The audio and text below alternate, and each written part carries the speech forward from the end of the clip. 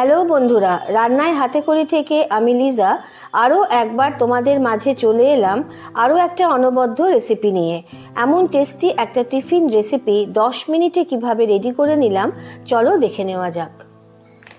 আজকে তোমাদেরকে আমি একটা নতুন ধরনের টিফিন আইটেম দেখাচ্ছি।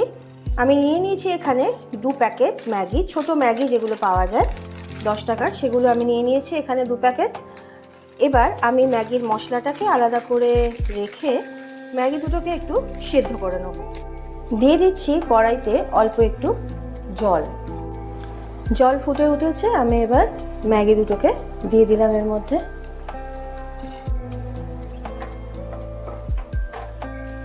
ম্যাগি তো 2 মিনিটেই হয়ে যায়, ওই জন্য আমি বন্ধ করে দিয়েছি। 1 মিনিট হওয়ার পর এবার আমি ছেঁকে নিচ্ছি। এবার আমি একটা ব্যাটার তৈরি করে নিচ্ছি।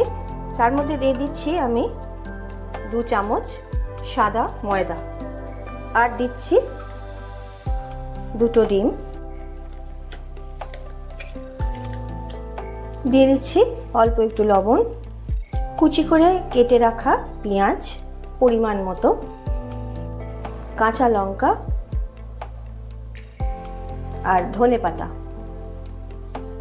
দিয়ে দিচ্ছি অল্প একটু গোলমরিচ।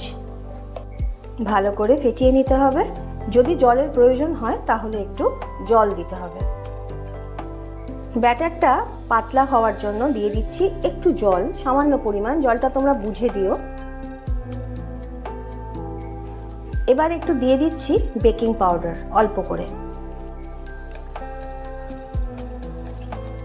ব্যাটার আমার রেডি হয়ে গেছে। এবার কড়াইতে আমি দিয়ে দিচ্ছি সাদা তেল, দিয়ে দিচ্ছি কুচিয়ে রাখা পেঁয়াজ। মাঝারি সাইজের পেঁয়াজ এখানে আমি একটা এভাবে কুচিয়ে নিয়েছি। পেঁয়াজটা অল্প করে সতে করে নিচ্ছি। একটা টমেটো ছোট করে কেটে দিয়ে দিলাম এর মধ্যে। দিয়ে দিচ্ছি গাজর কুচি, এইভাবে কুচিয়ে রেখেছিলাম একটা গাজর। কেটে রাখা একটা ক্যাপসিকাম এইভাবে দিয়ে দিলাম। কিছু বিনস এইভাবে কেটে রেখেছি, এটাও দিয়ে দিলাম। এবার হালকা করে একটু ভেজে নিতে হবে এই আনাজপাতিগুলোকে। সিজন চেঞ্জের সময় তো, সেই জন্য আমার গলাটা একটু বসে গেছে, তোমরা একটু কষ্ট করে শুনে নিও। ভাজা ভাজা হয়ে যাওয়ার পর আমি ম্যাগিটা এর মধ্যে মিশিয়ে দিচ্ছি।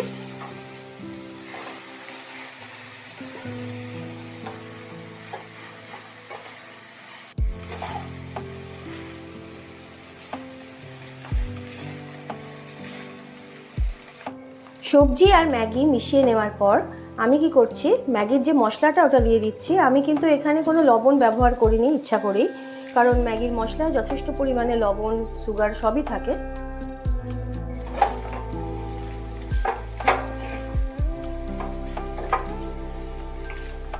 এই অবস্থায় আমি ম্যাগিকে এক পাশে রেখে দিচ্ছি।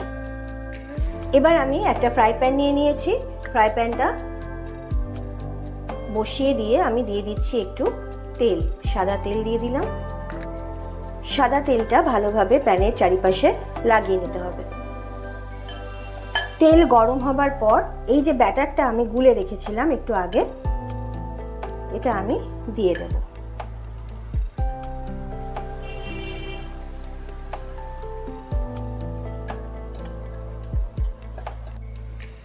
এইভাবে এটা একটু হতে দিচ্ছি।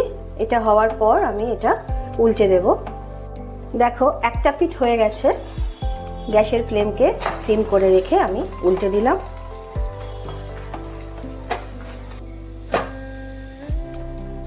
দুটো পিঠই মোটামুটি হয়ে গেছে। এবার আমি কি করব, এর মধ্যে দিয়ে দিচ্ছি অল্প পরিমাণে একটু টমেটো সস।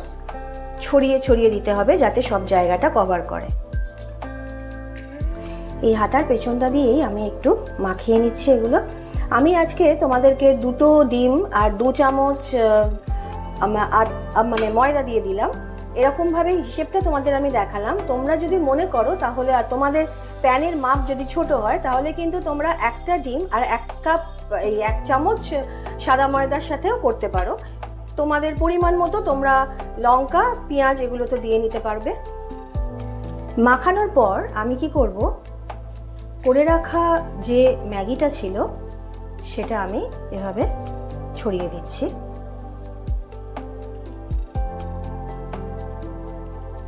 একটু হেভি ব্রেকফাস্ট যদি খায় কেউ বা টিফিন বলো, তাহলে কিন্তু এটা খুব ভালো, মানে পেটটা খুব ভর্তি থাকে। আমরা তো ম্যাগিটা সচরাচর সবাই খাই, আর আমি যে নিচে যে তোমার যেটা দিয়েছি আর কি, যেটা আটা আর ময়দার যে মিশ্রণটা, সেটা সেই পরোটাও কিন্তু আমরা খাই।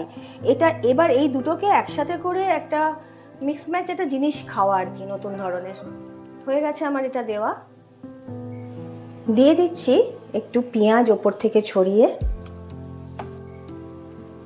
আর দিয়ে দিচ্ছি একটু অরিগ্যানো।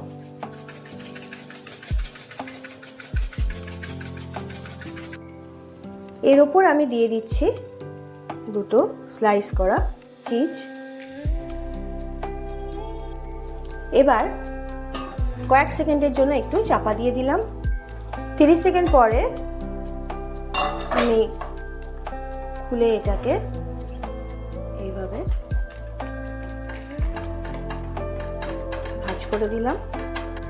এইভাবে দুটো পিঠকে একসাথে করে উল্টে একটু করে নিতে পারো, আবার নাও করতে পারো, কিন্তু অনেকে আছে একটু কড়া পছন্দ করে, অনেকে আছে একটু নরমভাবে পছন্দ করে, যে যেরকমভাবে খাবে খেতে পারো, তবে এইভাবেই করতে হবে জিনিসটা।